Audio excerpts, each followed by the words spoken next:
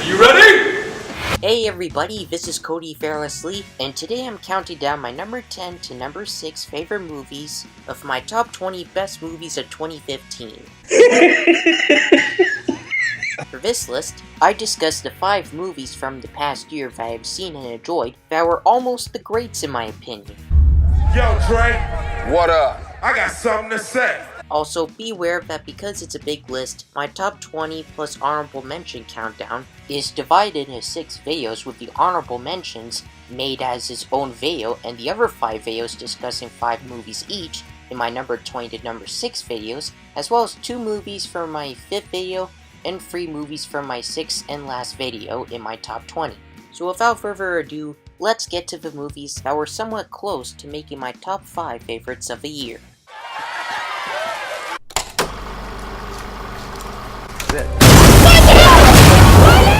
Number 10, The Martian.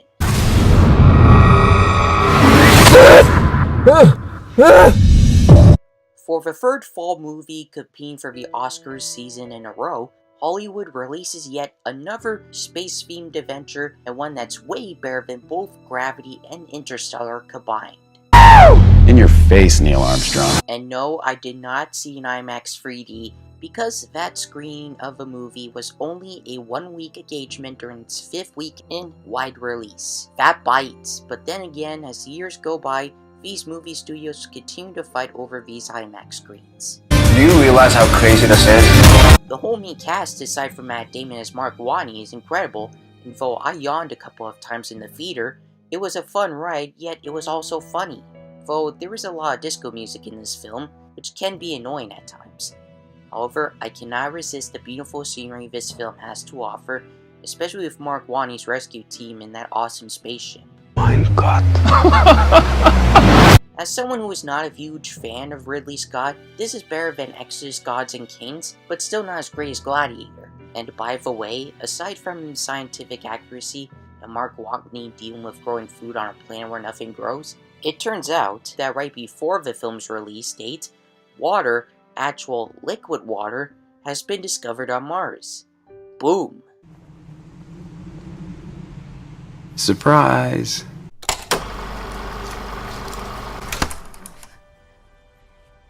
You must always remember this.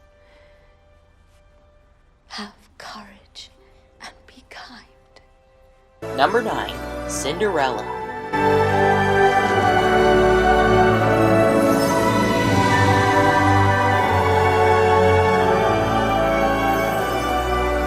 This is a live-action Disney remake that's not dark and scary, nor in 3D compared to Alice in Wonderland and Maleficent, but surprisingly better than both.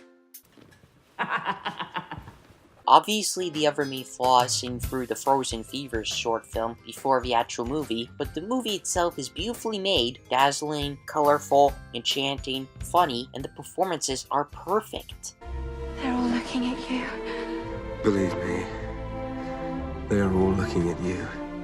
Lily James as Cinderella is definitely the one to root for. Cate Blanchett as the stepmother is evilly insane that she should be nominated for an Oscar for a role. Helena Bonham Carter, who usually plays creepy characters, tremendously plays the fairy godmother. Game of Thrones' Richard Madden expertly plays the prince, and those computer animated mice are adorable.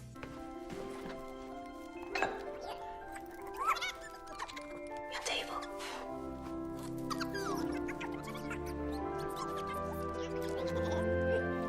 Overall, combine all of that with the morals of courage and kindness, as well as seeing it in the grandest ballroom of all in IMAX, and this is the best live-action Disney remake yet.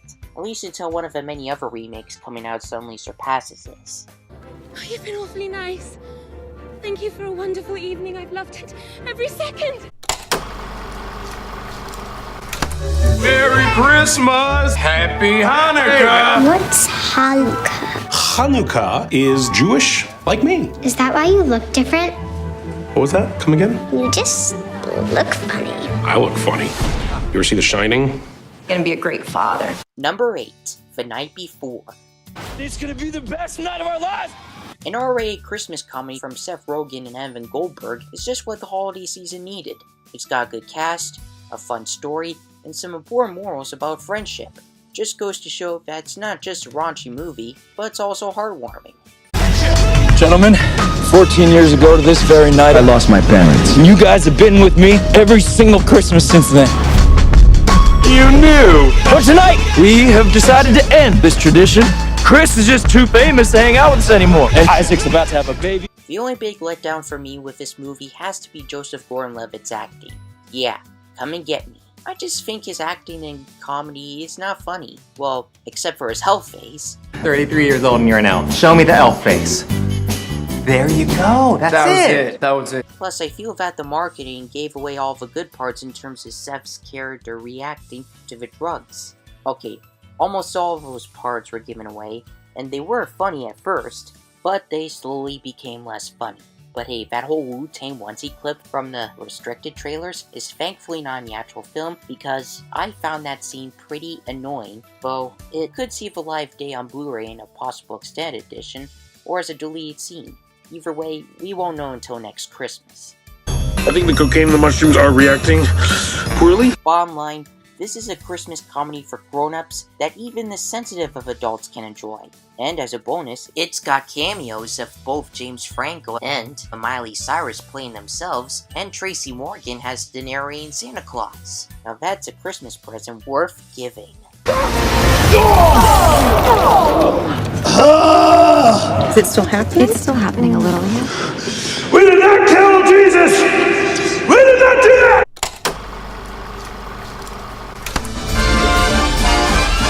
It's the most wonderful time of the year. Number 7.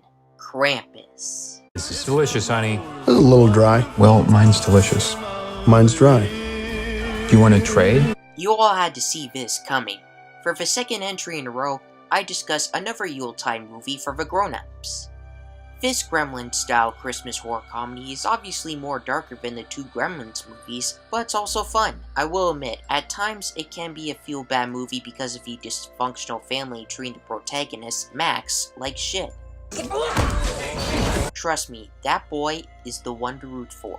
According to his letter to Santa, his only relative who truly cares for him is his German grandmother, Omi, and apparently he has no friends.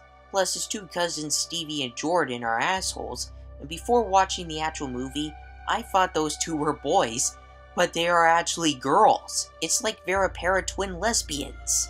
As for their little brother Howie Jr., I don't understand why exactly he can't talk, but being a little eating, burping porker he is, kinda reminds me of Eric Cartman. Though the scene stealer of this holiday creep fest is Conchetta Ferrell. Looks like Martha Stewart threw up in here. Is it me, or did anyone else who saw this movie notice that when she says that hilarious line is quieter in the actual film? Goddamn editing. Let's not forget the helpers in this movie. Oh man.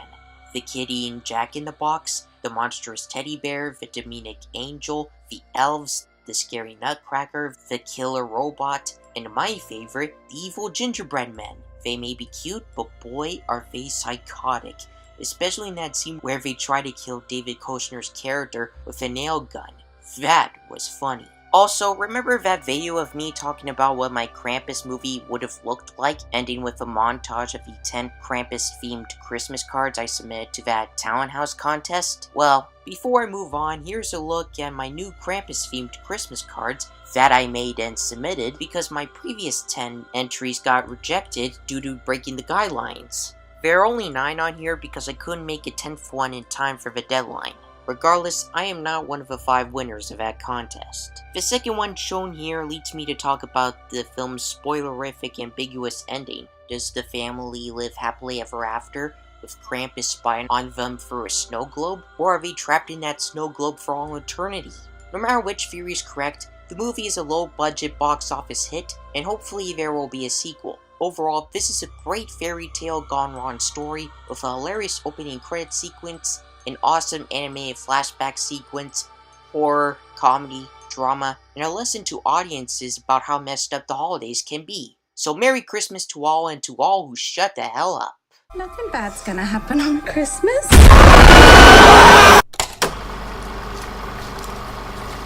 What are you doing? I'm getting ready, dude. What do you mean getting ready? What are you doing with your hand? I'm doing this for you. I'm getting ready. You gotta go in there and perform. You got your hand on your dick. What are you doing? I'm trying to get it half hard so when I get in there, I can just bust it out. Sitting out here in a public jerking off? Where you think you are, Red Lobster? Number 6. Ted 2. Then, by the power vested in me, I now pronounce you husband and wife. You may kiss the bear.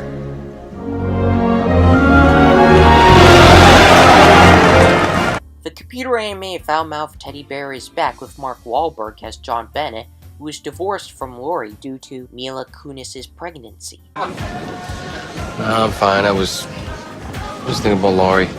Oh, Johnny, come on, man. It's been 6 months since you guys got divorced. I know. It's just that, being back in that church again, everything seemed like it was gonna be so perfect. However, Ted marries Tammy Lynn, who's even trashier than in the first movie, and they try to have a child together after this happens. Oh, for Christ's sake! Notice that Ted was wearing the filthy, abusive husband shirt in the scene? Seth MacFarlane is nuts. Speaking of which, he and Marky Mark are still fighting together, and the events that happen in the core where Ted fights to be a person rather than property are hilarious. Your Honor, I'd like to call Ted Clubberlang to the stand. Yes! My turn, assholes! Replacing Mila Kunis as Mark's love interest is Amanda Seyfried from Seth's last movie, A Million Ways to Die in the West. It also features the return of Sam Jones in a bigger role, Patrick Warburton as Guy, and Giovanni Ribisi as the creepy villain Donnie, along with new characters played by the great Morgan Freeman and Ron Canada,